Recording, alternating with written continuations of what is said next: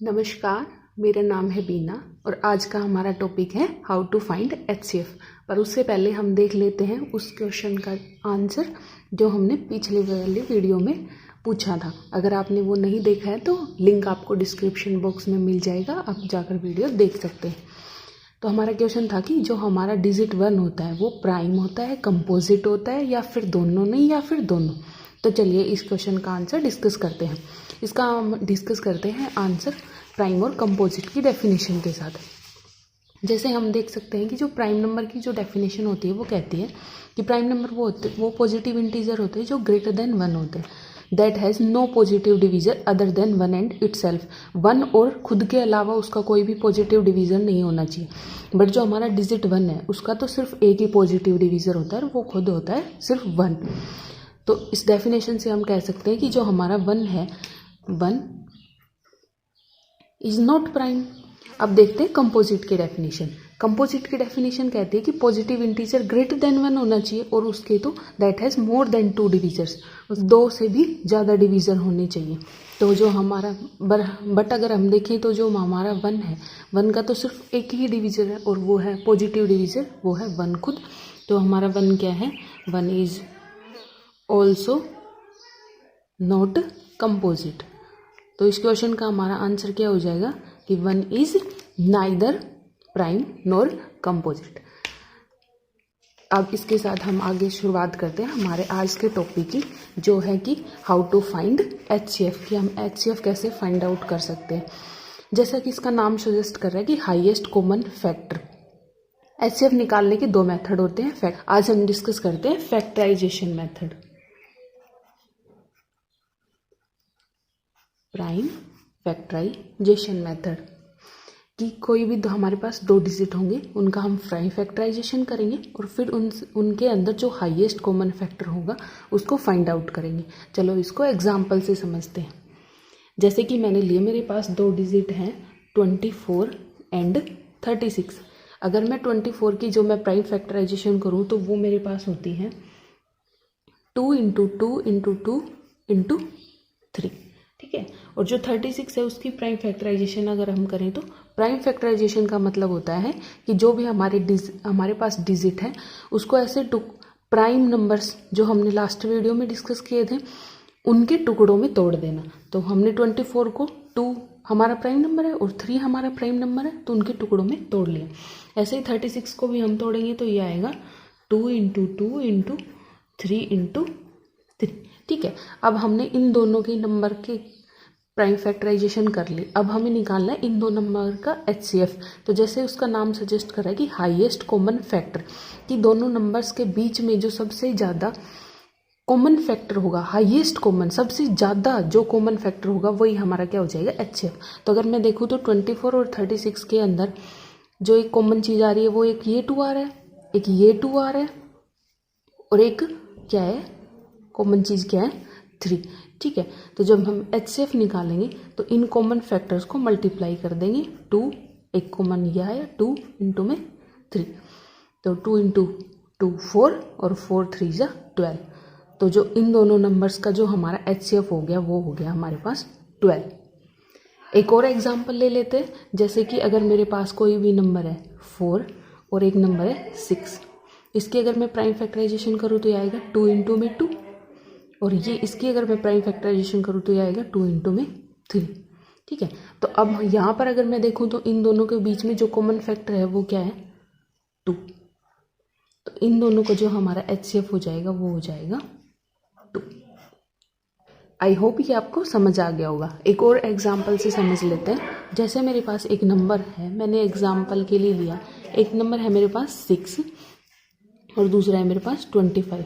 तो अगर मैं 6 और 25 की प्राइम फैक्टराइजेशन करूँ तो 6 की प्राइम फैक्टराइजेशन आएगी 2 इंटू में 3 और 25 की आएगी 5 इंटू में 5, और मैं यहाँ लिख सकती हूँ इंटू में 1 और इंटू में 1, ठीक है।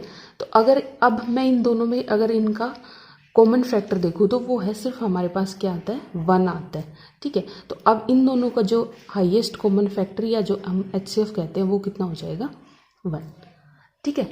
अब आगे हम फर्दर डिस्कस करते हैं को प्राइम नंबर्स के बारे में। अभी आप देख रहे हैं कि इन नंबर्स का नाम है को प्राइम नंबर। तो पहले हम मतलब समझते हैं कि जैसे प्राइम नंबर्स तो हमने पढ़ लिए कि वो नंबर्स जिनके सिर्फ दो डिविजर्स होते हैं, दो पॉजिटिव खुद और सिर्फ वन। ठीक है, तो यहाँ पर जो को है उसका क्या मतलब हुआ, जैसे आपने कई बार देखा होगा कि कोवर्कर, तो कोवर्कर का क्या मतलब होता है, कोवर्कर का मतलब होता है कि जो साथ में काम कर रहे हैं, कि एक पर्सन है और उसके साथ जो काम कर रहा है उसका जो दूसरा साथी है, उन दोनों को हम कहते हैं कोवर्कर। जैसे ही को फाउंडर होता है कि कोई भी एक चीज़ होती है उसको अगर किसी ने, कंपनी होती है उसको अगर किसी एक बंदे ने स्टार्ट किया होता है तो वो फाउंडर होता है। अगर उसी कंपनी को स्टार्ट करने वाले अगर दो बंदे होते हैं तो उनको कहते हैं को फाउंडर। दैट मीन्स जो साथ में मिलकर काम करते हैं। ऐसे ही फॉर अगर प्राइम के आगे को लगा है दैट मीन्स दो नंबर्स होंगे हमारे पास जो साथ में कुछ प्रॉपर्टीज़ को डिस्क्राइब करेंगे। या को प्राइम नंबर्स के लिए पहली जो कंडीशन है कि दो नंबर्स होने चाहिए। ठीक है, उनके बाद में जो अगर हम इसकी डेफिनेशन देखी तो वो कहती है कि को प्राइम वो नंबर होंगे या जिनके अंदर ये प्रॉपर्टी होगी, उन दो नंबर्स को हम को प्राइम कहेंगे कि no common positive integer factors. इसका क्या मतलब हुआ, इसका मतलब हुआ कि दो नंबर मेरे पास अगर जैसे कि दो नंबर हैं तो उनके बीच में कोई भी कॉमन पॉजिटिव इंटीजर फैक्टर नहीं होना चाहिए।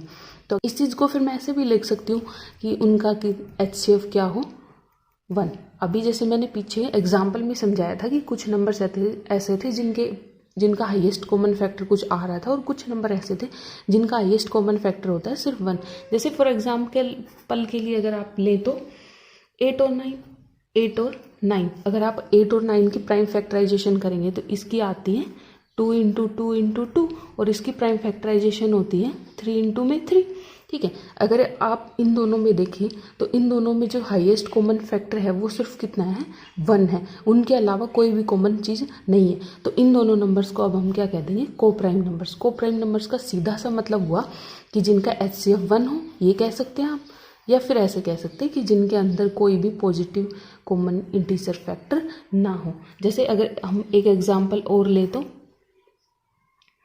3 और 4, अगर 3 और 4 की हम प्राइम फैक्टराइजेशन करेंगे तो 3 की प्राइम फैक्टराइजेशन होगी 3 इंटू में 1 और अगर 4 की करेंगे तो उसकी होती है 2 इंटू में 2। तो यहाँ भी 1 के अलावा कोई भी कॉमन फैक्टर नहीं है, तो इन दोनों नंबर्स को भी हम कह देंगे को प्राइम नंबर्स।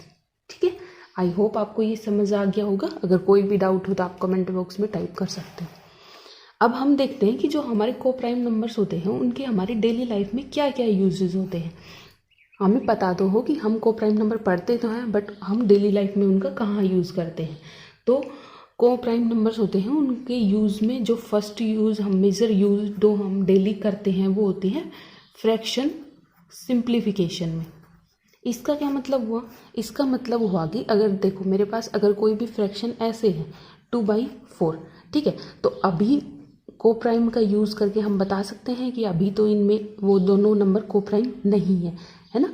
इसको अगर प्रॉपर फ्रैक्शन का मतलब होता है कि न्यूमरेटर और डिनोमिनेटर में 1 के अलावा, या फिर हम ऐसे कह सकते हैं कि जो न्यूमरेटर और डिनोमिनेटर हैं वो को प्राइम होने चाहिए, तो हम उसको कहते हैं कि प्रॉपर फ्रैक्शन है। तो ऐसे फ्रैक्शन है उनको हम प्रॉपर में चेंज कर सकते हैं विद द हेल्प ऑफ को प्राइम नंबर। जैसे इसको मैं चेंज कर सकती हूँ 1/2 में, तो इनमें हमारा को प्राइम्स का यूज होता है। और सेकंड जो हम मेजर यूज कह सकते हैं वो हमारा जो म्यूजिकल हार्मनीज होती हैं उनमें यूज होता है। अब आप कहेंगे कि म्यूजिकल इंस्ट्रूमेंट्स में कैसे यूज होता है, तो आपने देखे होंगे कि कुछ म्यूजिकल इंस्ट्रूमेंट्स होते हैं जिनमें वायर लगी हुई होती है। फॉर एग्जाम्पल ये एक म्यूजिकल इंस्ट्रूमेंट है और उसमें ये वायर्स लगी हुई होती हैं। ठीक है, तो ये वायर्स होती हैं, ये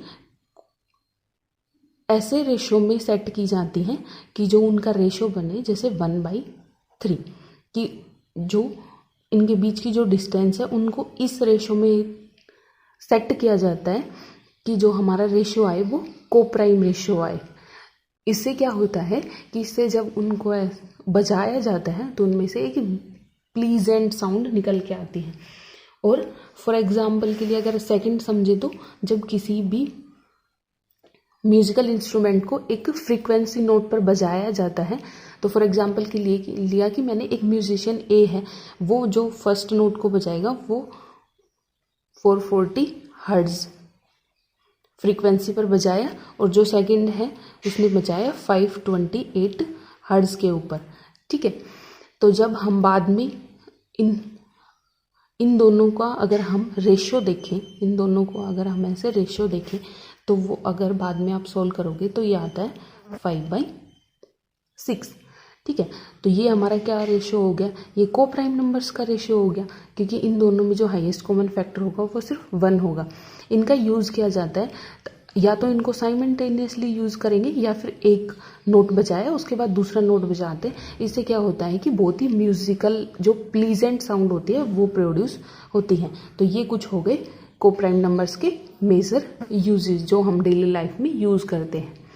आई होप आपको समझ आया होगा। अगर कोई भी डाउट हो इससे रिलेटेड तो आप कमेंट बॉक्स में टाइप कर सकते हैं। आज के लिए बस इतना ही। बहुत बहुत धन्यवाद।